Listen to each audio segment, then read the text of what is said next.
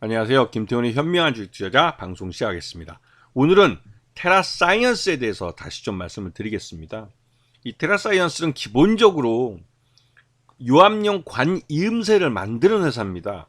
즉 제조업체죠. 그리고 이쪽에서 전체 매출액의 97%가 발생하고 있고, 그리고 이쪽 분야에서 유압용 관이음새 쪽에서는 알짜배기 회사로 알려져 있습니다. 거래처도 볼보그룹 코리아나 뭐 현대 두산인프라코아, 현대건설기계, 이름만 되면 알만한 그 유명한 회사들하고 거래하고 있기 때문에 한 200억대 이 매출액이 꾸준히 진행되는 그런 회사죠.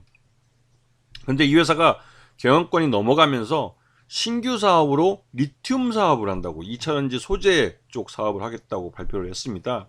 그래서 이 리튬 사업을 위한 신한 리튬이라는 회사를 설립하는데 10억을 투자하고, 또 신한 리튬이 발행한 BW를 인수하는데 30억을 써서 총 40억의 자금으로 이 리튬을 채굴하는 사업을 시작하려고 합니다. 자, 이 회사의 매출은 1분기 때 57억 정도를 했고, 지난해보다 좀 줄어들긴 했죠. 그 영업이익은 한 8천만 원 정도 겨우겨우 똔똔 맞춘 것 같고요. 단기 순이익은 13억 정도가 요번에 이제 이 금융 수익으로 발생을 했습니다. 그래서 일반적인 형태의 소익 구조는 아니죠. 영업에서는 돈을 못 벌지만 다른 형태로 뭐 금융 수익 같은 걸 통해서 수익을 냈기 때문에 이건 정상적이고 뭐 경상적인, 그러니까 매년 뭐 반복될 수 있는 그런 수익이라고 보기는 어려워요. 이벤트적 수익이라고 볼 수가 있죠. 그래서 뭐 이런 실적은 뭐 생각할 거 없고요. 그리고 이전 주인은 블루밍 홀딩스라는 회사였습니다. 근데 이 회사로부터 이 CDS 홀딩스라는 회사가 경영권을 넘겨받는데, 이 CDS 홀딩스 대주주는 코스닥에 상장되어 있는 거래 중지된 휴센텍이라는 회사의 부회장이고, 이 부회장은 또 리튬 플러스라는 회사의 3대 주주로 이름을 올려놓고 있습니다. 냄새가 나죠. 네. 이 리튬 플러스는 어반 리튬하고 뭐 다른 또 리튬 회사 뭐 리튬이 들어가 있는 회사의 또 그 최대 주주이기도 합니다.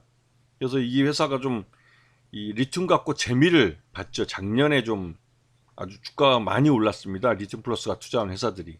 그래서 좀 이 2차전지 소재 쪽 뭐 바람 타고 재미를 좀 본 그런 회사죠. 근데 여기에 이제 테라사이언스가 다시 뭐 끌려 들어가는 겁니다. 자, 이 블루밍 홀딩스가 CDS 홀딩스의 회사를 매각하는데 400억이라는 돈이 들어갔습니다. 이 이 테라사이언스라는 상장사를 파는데 400억을 받은 거죠. 그래서 뭐 잔금 치르는데 좀 우여곡절이 있어가지고 뭐 한번 연기한 것도 같은데요. 무엇이 됐던 간에 400억이라는 돈을 주고 이 테라사이언스라는 회사를 인수를 했습니다.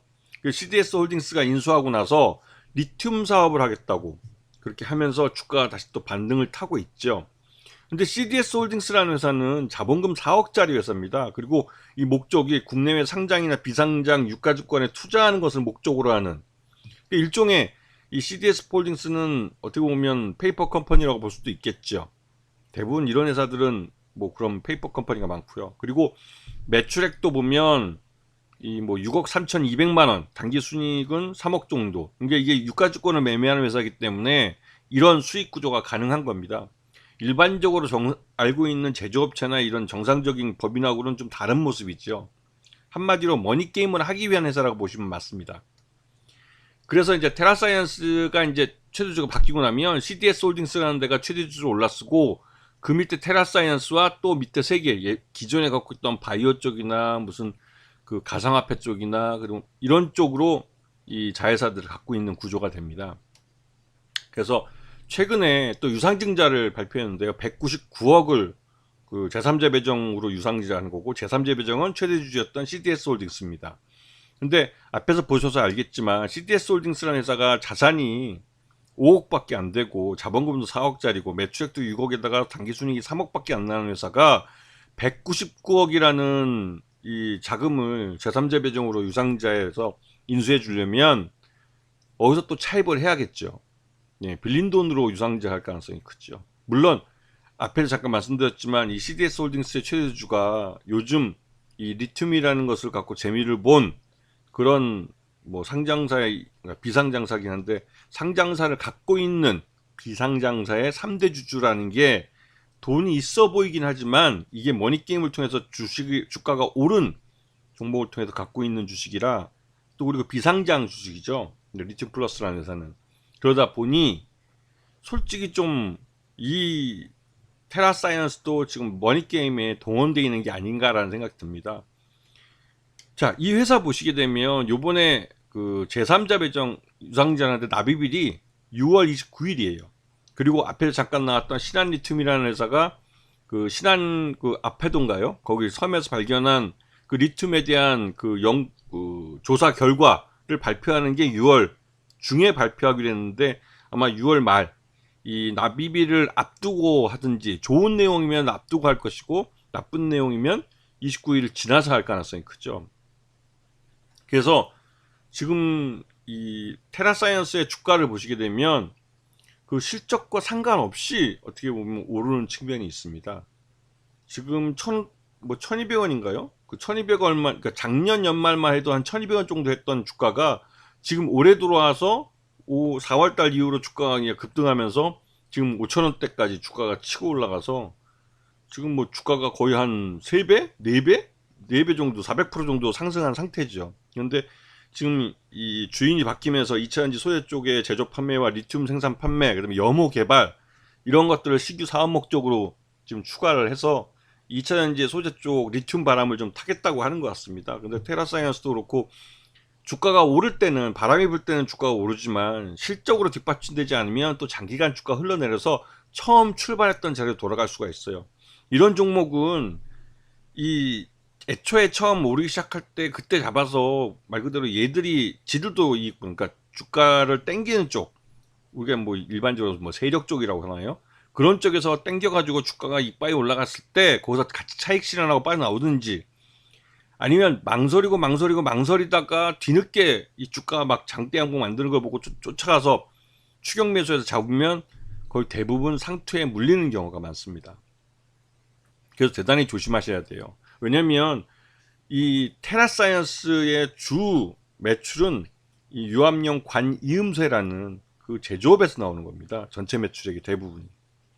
그리고 이 리튬 사업이라는 건 아직 성공 여부가 불확실하고 사업의 진실성도 의문이 든 그런 상태예요.